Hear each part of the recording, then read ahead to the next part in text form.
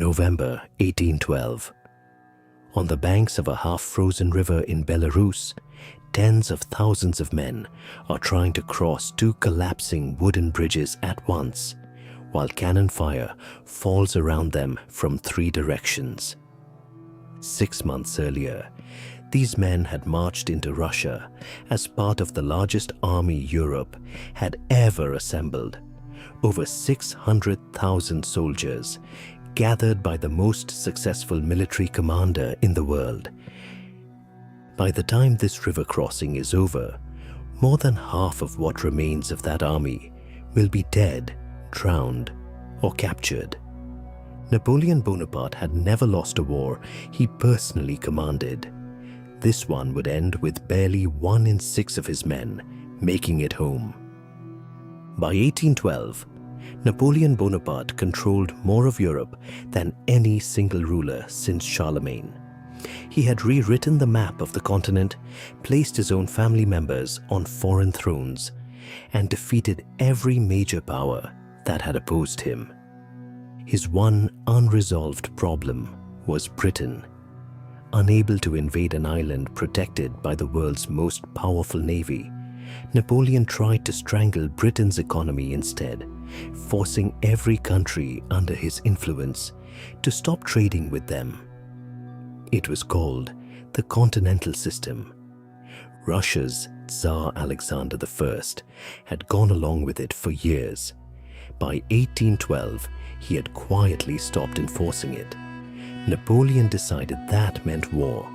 He assembled a force of over 600,000 men, Frenchmen, but also Germans, Poles, Austrians, and Italians, pulled from across his empire, and crossed into Russian territory that June, fully expecting the campaign to end within weeks. The Russian army had other plans. Rather than meet Napoleon in open battle, Russian commanders kept retreating, burning crops and villages behind them as they went, denying the invading army the decisive battle and the food supplies it needed.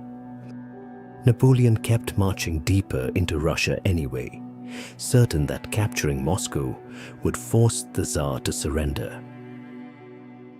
In September of 1812, Napoleon finally got what he wanted. His army marched into Moscow. The city was almost entirely empty. Within days, fires, set deliberately by the retreating Russians, had burned most of it to the ground.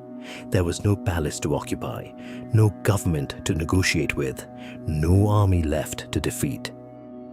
Napoleon waited in the ashes of Moscow for over a month, certain that Tsar Alexander would eventually send terms of surrender. No message ever came. Every military advisor around him understood the same uncomfortable fact.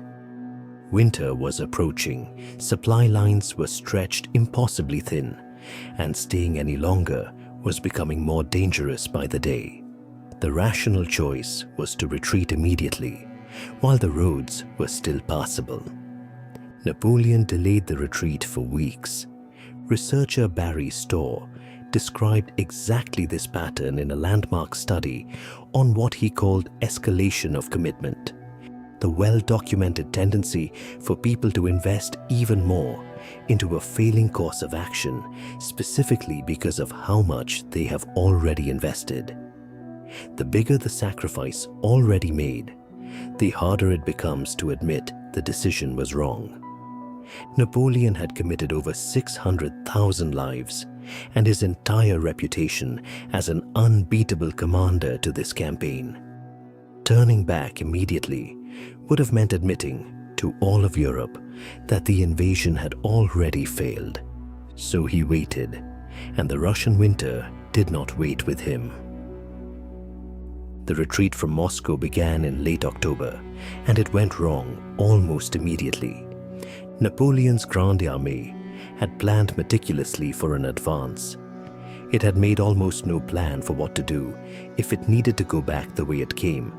Through a countryside it had already stripped of food.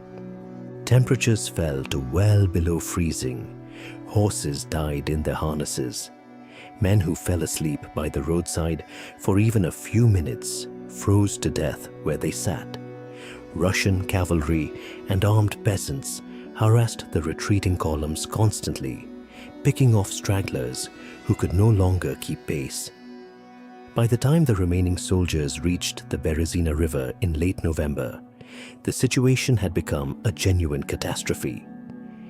Engineers built 2 temporary bridges, standing in freezing water for hours to do it, many dying from the exposure. Tens of thousands of soldiers and camp followers tried to cross those 2 narrow bridges at once, while Russian artillery fired into the crowd. Historians estimate that of the roughly 612,000 combatants who had crossed into Russia that summer, only around 112,000 made it back across the frontier by the campaign's end.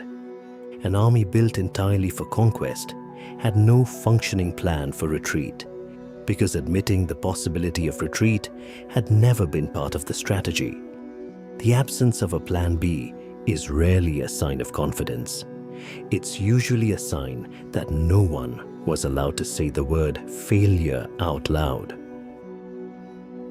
Word of the disaster spread across Europe within weeks. For over a decade, other European monarchs had operated on a single shared assumption: Napoleon could not be beaten. That assumption was the actual foundation of his power, more than his armies, more than his political alliances. Kings who might otherwise have resisted him had instead calculated that resistance was pointless. The retreat from Moscow destroyed that assumption in a single winter. Within a year, Prussia, Austria, Russia, and Britain had formed a new coalition against him, emboldened by the discovery that his army, and by extension, his aura of invincibility, could in fact be broken. By 1814, Napoleon was forced to abdicate and was exiled to the island of Elba. He would return briefly the following year for the campaign that ended at Waterloo, but the empire he rebuilt in that brief return was never again taken as seriously by the powers surrounding it. Everyone had seen what happened in the snow outside Moscow. Power built on the perception that you cannot lose is a strange kind of power. It works precisely and only until the moment someone gets to witness you losing. After that, no amount of genuine strength fully repairs it. Of the 612,000 men who crossed into Russia in June of 1812, historians estimate roughly 100,000 were killed in combat, and closer to 400,000 died from cold, starvation, disease, or exhaustion.